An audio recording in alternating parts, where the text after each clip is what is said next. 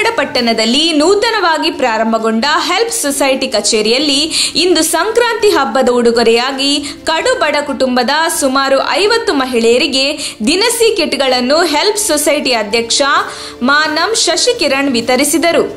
ಕಾರ್ಯಕ್ರಮದಲ್ಲಿ ಭಾಗವಹಿಸಿದ್ದ ಯುವ ಮುಖಂಡ ಎಂಕೆ ನಾರಾಯಣಪ್ಪ ಹಾಗೂ ದಲಿತ ಮುಖಂಡ ಹನುಮಂತರಾಯಪ್ಪ ಹೆಲ್ಪ್ ಸೊಸೈಟಿ ಕಚೇರಿ ಪ್ರಾರಂಭಗೊಂಡ ಮೊದಲನೇ ದಿನವೇ ಸಮಾಜಮುಖಿ ಸೇವಾ ಕಾರ್ಯ ಪ್ರಾರಂಭಿಸಿ ಇಂದು ಸಂಕ್ರಾಂತಿ ಕೊಡುಗೆಯಾಗಿ ಪಟ್ಟಣದ ಕಡು ಬಡ ಕುಟುಂಬದ ಮಹಿಳೆಯರಿಗೆ ಹೆಲ್ಪ್ ಸೊಸೈಟಿ ಅಧ್ಯಕ್ಷ ಮಾನಂ ಶಶಿಕಿರಣ್ ರವರು ದಿನಸಿ ಕಿಟ್ಗಳನ್ನು ವಿತರಿಸಿ ಎಲ್ಲರಿಗೂ ಮಾದರಿಯಾಗಿದ್ದಾರೆ ಎಂದು ಶ್ಲಾಘಿಸಿದರು.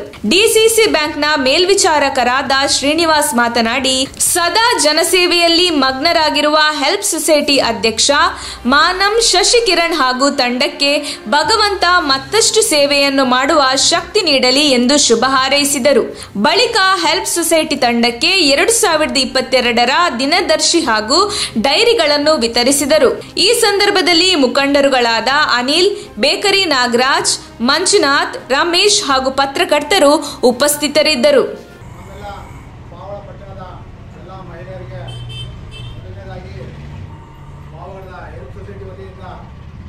ಸಂಕ್ರಾಂತಿ ಹಬ್ಬದ ಶುಭಾಶಯಗಳನ್ನು ತಿಳಿಸ್ತಾ ಈ ದಿನ ನಮ್ಮ ಹೆಲ್ಪ್ ಸೊಸೈಟಿ ತಂಡ ಮಾನಂ ಶಶಿಕಿರಣ್ ಅವರ ಒಂದು